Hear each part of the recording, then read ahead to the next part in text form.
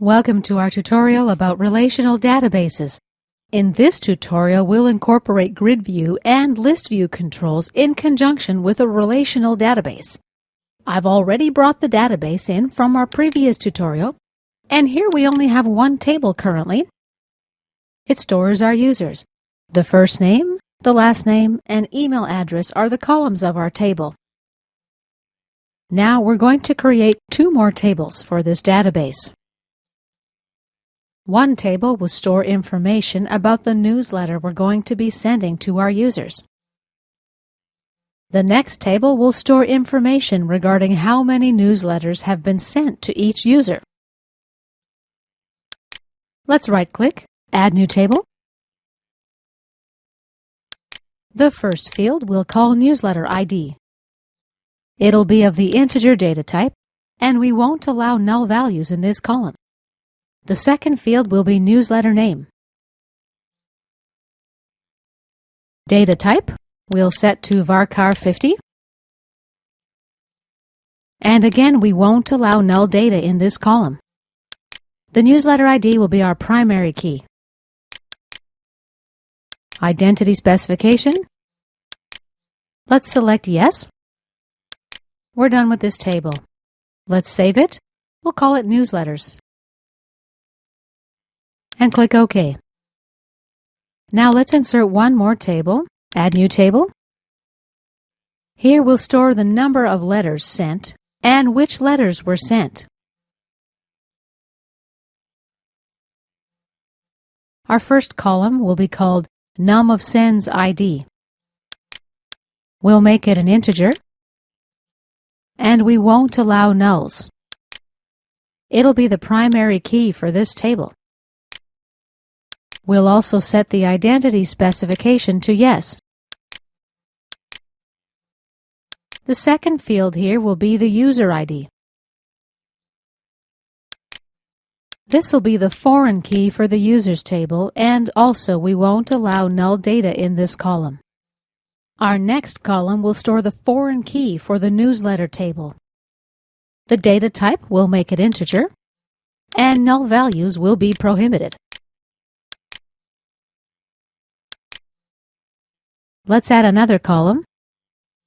This column is going to store the number of letters that we've sent. Let's call it Num of Sends. We'll make it an integer, and nulls will be prohibited as well. Okay, we are done with this table now. Let's enter a name and save it. We'll call it Num of Sends, and click OK.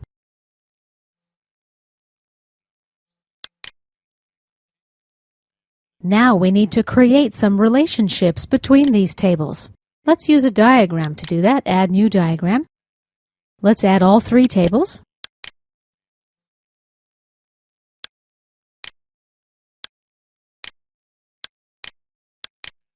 Now I'm going to drop the user ID column from the number of sends table onto the users table.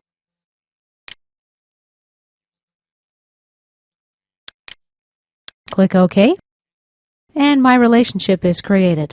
Now, let's grab the newsletter ID, drop it here. Click OK to accept the relation, and OK again. Once again, to learn more about relational databases, please see our chapters on this topic earlier in this course. It's important that you get a handle on some of the basic concepts before you try to create your own relationships, etc. Let's close this. Yes. Click OK again. Yes here also. Now we need to add some data to our table. We've already got some data in the users table, as you see here. Let's right-click and open the newsletters table.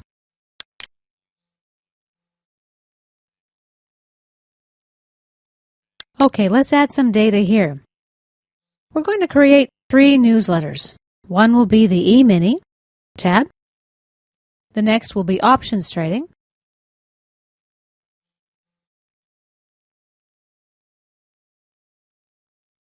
Tab. And our third one will be Forex. Let's tab again to register. And we're done with this table.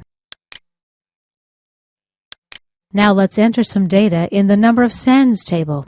Let's show table data. User ID 1, newsletter ID 1, and number of sends, let's say 5. User 1, newsletter ID 2, number of sends, let's say 7. Again, user 1, letter 3, and number of sends 6. Now we'll move on to user 2, letter 1, number of sends 3. User 2, letter number 2, number of sends 9. User 2, newsletter number 3, and the number of sends 4. Let's add one more user, user 3, the letter 1, and the number of sends 2. User 3, letter 2, and number of sends 7. Again, with user 3, we'll send him newsletter 3 5 times. Tab to register. You see that the first 3 users received all 3 letters.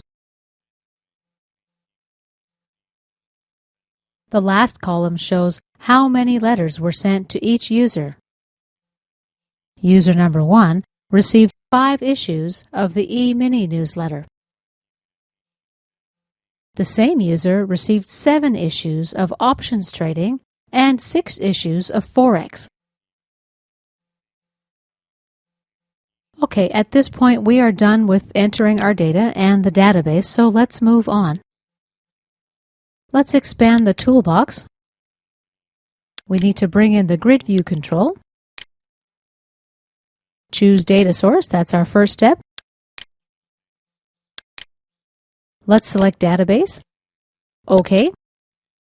Connection string from our previous tutorials. If we built a database from scratch, we'd see a database name here instead of the string. OK, let's get our users table first. We need all 4 columns. And click Next.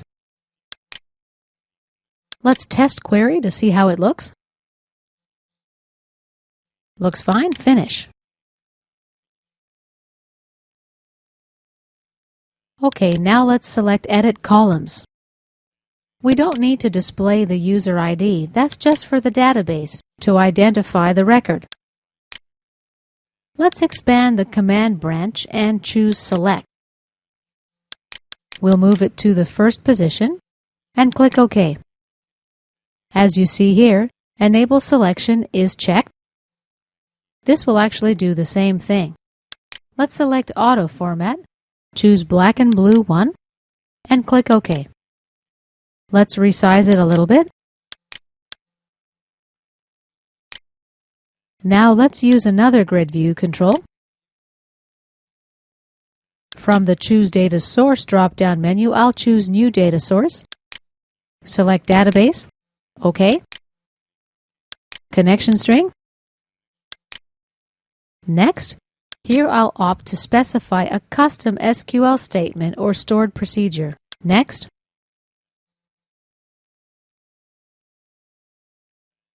Now let's use the Query Builder.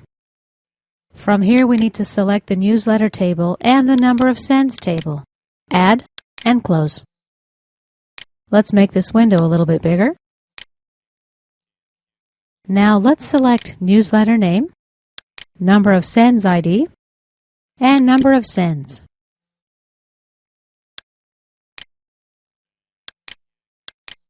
From here I'm also going to select, let me just drag this out a bit, number of sends user ID. We're not going to display it, but we're going to filter by the user ID. Based on the user ID, we're going to pull our newsletter names and the number of times this letter has been issued to a particular user. OK, let's click Execute Query. The user ID, let's enter user 1 and click OK. Here we have our results.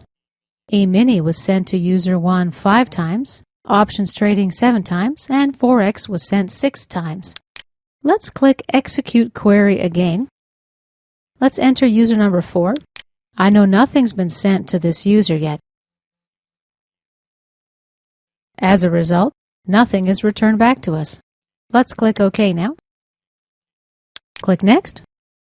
Now let's select a parameter source from where we'll get our user ID. We're going to choose Control. The control ID will be Grid View 1. Next. Here we can test our query. Let's enter 2 for the user ID and click OK. Everything seems to be fine. Let's click Finish. Now let's go to Auto Format, Black and Blue 1. OK. And we'll resize it a bit. Now let's check what we've done so far.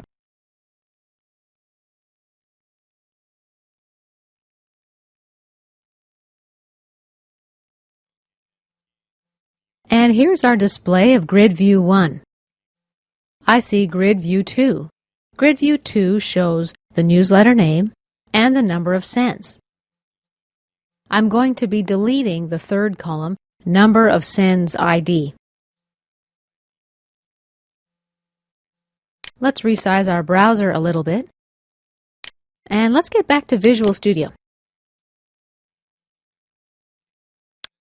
Okay, select Edit Columns.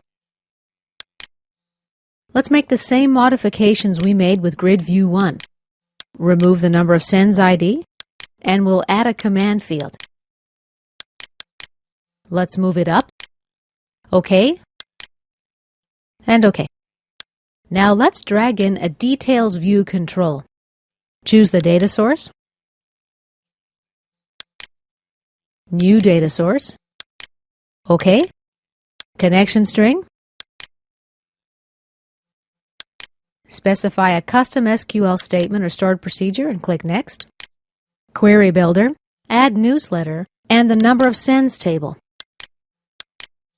And click Add. Close. Let's resize this a little bit.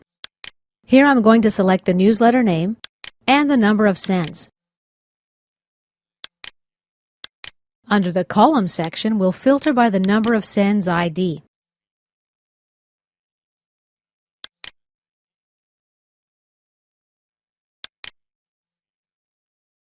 Let's filter here. And let's click outside to register and run the query. Number of sends. Enter a value of 1 and click OK. And looks OK, so let's click OK. And Next. Now where should we get the number of sends ID from? Control, Control ID, Grid View 2, Next. Let's test our query. Enter 2. OK. Looks fine. Let's finish. And let's go to Auto Format now. Choose Black and Blue 1. Click OK. And let's test it out now.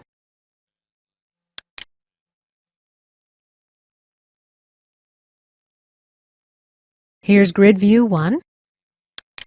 Let's click Select. Bob Smith receives E-mini, options trading, and Forex. Let's select E-mini. And we have the details view of the E-mini now. We also know that the last 2 records are empty. When I click, nothing will appear here. Now, if some of this was difficult to follow at this point, don't worry about it just now. Keep on watching the subsequent tutorials, and soon the pieces are going to start falling into place. And this concludes our tutorial about relational databases.